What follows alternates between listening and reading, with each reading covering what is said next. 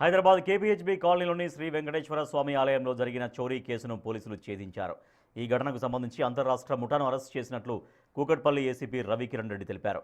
నిందితుల నుంచి సుమారు 26 లక్షల విలువైన బంగారు, వెండి ఆభరణాలను స్వాధీనం చేసుకున్నారు. ఈ నెల 7వ తేదీన గుర్తు తెలియని వ్యక్తులు గర్భగుడిలో చోరీకి పాల్పడ్డారు.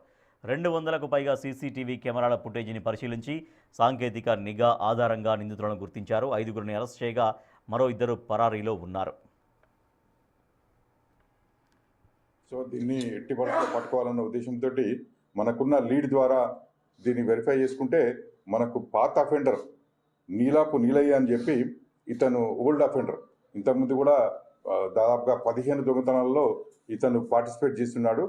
లాస్ట్ నవంబర్లోనే ఇతను జైలు నుంచి బయటకు రావడం జరిగింది.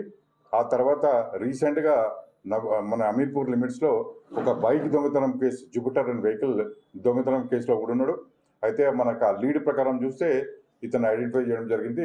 తర్వాత మన local police and CCS teams అన్ని కలిసి కూడా ఒక టీం ఫామ్ అయ్యి ఆ తర్వాత దీన్ని చేజ్ చేయడం జరిగింది. సో